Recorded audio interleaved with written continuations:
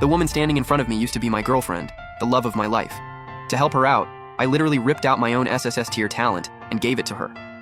Everyone thought I'd lost my mind, but what they didn't know was the moment I gave up that talent, I awakened something even stronger, a god tier talent called the Omniscient. But that joy was short-lived, because betrayal was right around the corner. After I fought tooth and nail to defeat the Abyss Lord and brought the rare Abyss Core to my girlfriend, she took advantage of our hug and ruthlessly ripped out my god tier talent, then eagerly handed it over to some rich kid named Sunny. In the end, they used the metal manipulation talent I'd stolen with my plunderer ability and turned me into Swiss cheese. I thought that was it. My life was over. Done. But when I opened my eyes again, I found myself lying in my own familiar bed, and my body completely fine. I looked at the calendar, September 7th, 2025. That's the day the Apocalypse game descended on our world. According to my past life memories, today's when everyone gets forced into the game as players. Every player awakens one talent and only one. Sure enough, before long, golden light burst around me, and I awakened that SSS tier hidden talent again, the Plunderer. The Plunderer lets me steal other people's talents infinitely, and as long as I agree, I can transfer those talents to other Awakeners. Hell, even after an Awakener's killed, I can pick their talent back up.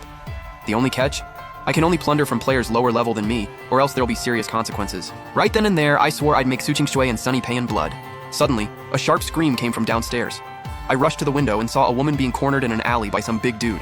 That guy was Scarface Chiang, who awakened a B-tier metal manipulation talent in my past life. The thought that Su Qingshui killed me with that exact metal manipulation talent in my last life?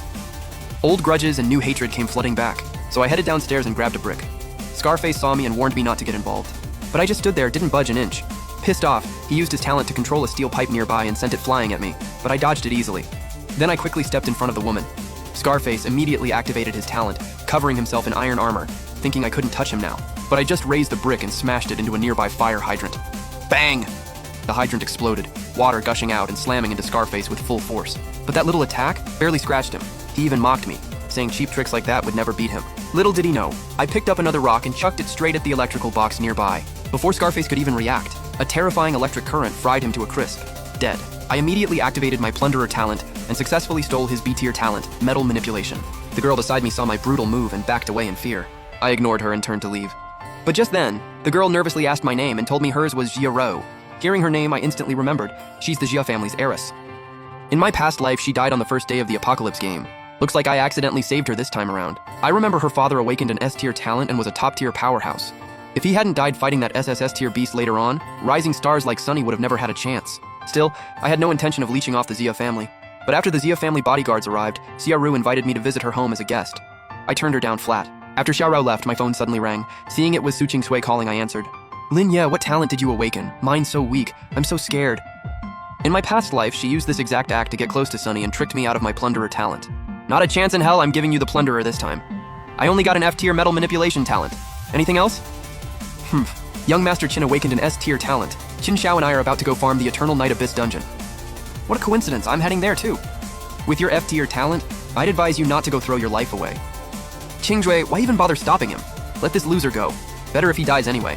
Fine, so I immediately headed to the dungeon entrance. Seeing me arrive solo, someone came over to invite me to their team, but I turned them down. The guy immediately warned me not to be so cocky. After all, this is a level 20 dungeon. Without an S-tier talent, trying to solo it is basically suicide. Right then, Su Qingshui and Sunny showed up too. The moment they saw me, Su Qingshui mocked me for being an F-tier loser, and the other players around us started laughing like hyenas, but I just casually flipped a coin in my hand, unbothered. Then all those judgmental players teamed up with Sunny, and Su Qingshui smugly said no one would ever want to team up with someone like me. But before she could finish, Xiaorao came running over. She linked her arm with mine and said she'd team up with me. Sunny's eyes went wide, and Su Qingshui pointed at Xiaorao, cursing her out. But then Sunny straight up slapped Su Qingshui across the face. He even apologized to Xiaoru, saying his friend didn't know how to talk and hoped she wouldn't take offense. Xiaorao didn't even acknowledge him. She turned to me with a smile and said, "Long time no see."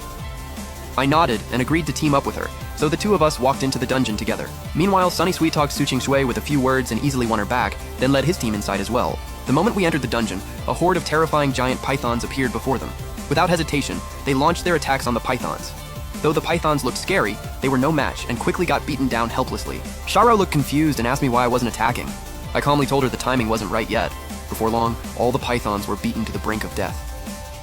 The other players wisely stepped back to let Sunny land the finishing blows. But just as Sunny was about to strike, the ground started shaking violently. Then with a loud bang, it exploded, and a human-faced demon spider the size of a small mountain appeared before everyone. Sunny didn't hesitate. He grabbed Su Qingshui and ran. Staring at the terrifying spider, Xieru nervously asked if we should escape too. I told her to hide behind a stone pillar and stay there. I was gonna hunt this spider solo. Turns out I still underestimated its power. I controlled all the metal around me and formed a thick chain, wrapping it around the spider's legs. But it just gave a light shake and instantly shattered the chain. Even worse, my attacks hit its body but couldn't even pierce its skin. I barely dodged its web spray, but then it summoned a massive spider web beneath its feet and charged straight at me. I could feel my stamina draining fast. Just when things looked desperate, an attack suddenly struck the demon spider, grabbing its attention. The person who showed up? Xia Yu. Yo, demon spider, look over here! Count me in on this fight too! Smile. Talent. Lonely.